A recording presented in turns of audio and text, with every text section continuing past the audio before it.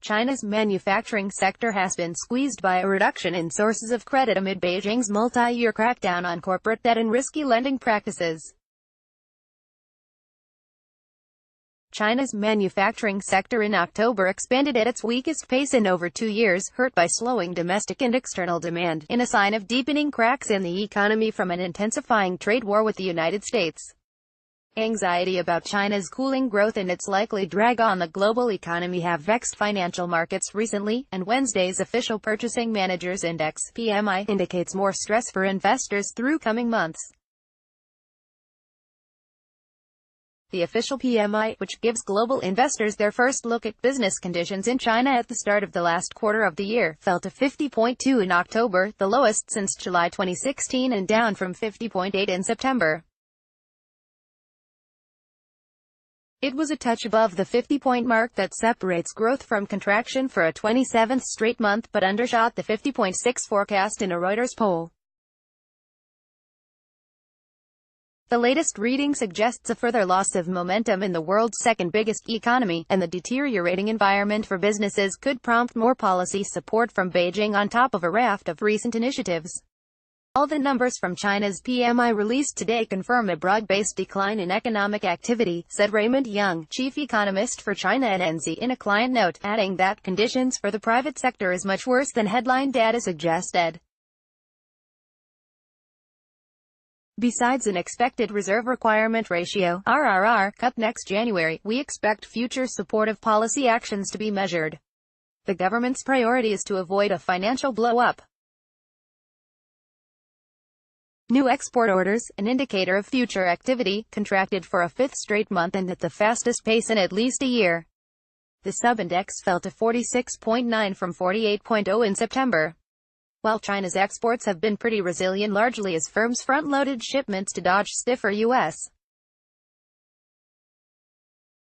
duties, analysts see pressure building in coming months. The continued slump in export orders may be bearing that scenario out.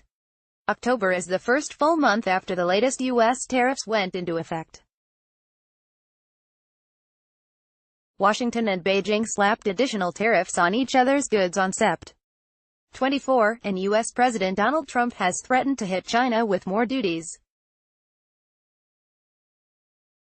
If the United States follows through on its promise to increase its tariffs to 25% at the turn of the year, exporters will feel more pain. The 25% tariff rate will be activated in January. Maybe the weakening of new export orders in the PMI is a warning sign of what's to come, even though it hasn't been reflected yet in the hard data, said Julian Evans-Pritchard, senior China economist at Capital Economics. Global policymakers remain anxious about the wider fallout of the U.S.-led protectionist policies. Japan on Wednesday reported weak industrial output for September, partly as the Sino-U.S. trade dispute weighed on its exports, while South Korea's factory output for last month shrank the most in over 1.5 years. Bigger stimulus. The China PMI survey also showed the production subindex fell to 52 in October from 53.0 in September, while a new order saw a sharp decline to 50.8 from 52.0, in a sign of much weaker domestic demand.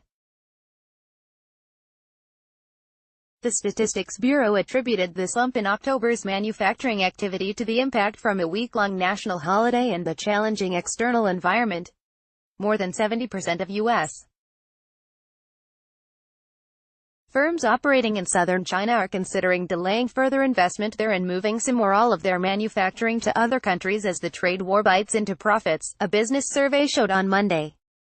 China's economy grew at its weakest pace since the global financial crisis in the third quarter, as manufacturing output and infrastructure investment slowed.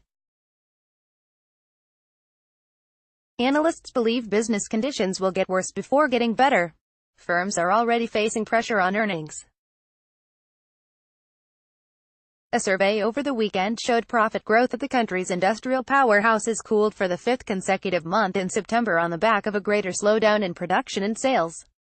China's manufacturing sector has been squeezed by a reduction in sources of credit amid Beijing's multi-year crackdown on corporate debt and risky lending practices, with smaller firms especially under strain. Policymakers have already shifted their priorities to reducing risks to growth. Earlier this month, China's central bank announced the fourth reserve requirement ratio (RRR) cut for this year, and as expected will ease monetary policy further. It is also stepping up moves to lower financing costs and pledged more support to private firms, a key source of jobs. On the fiscal side, the government is stepping up stimulus through infrastructure projects, and has also pledged more tax cuts next year to support growth.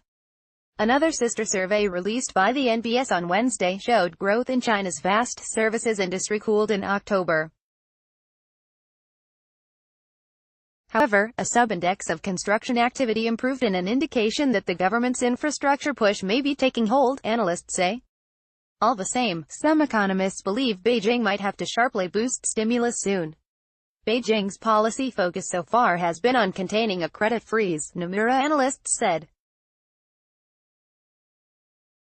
If our more cautious views prove to be valid, growth will likely slow to such a worrying pace in spring 2019 that Beijing may have to greatly ramp up its easing stimulus measures at that time. China. India aims to hold army drills in China by year-end. Google tried to change China, but China may change it. China pledges assistance to Nepal. Army official describes China as problem. China woos Bhutan to India's displeasure, commenting feature is disabled in your country, region.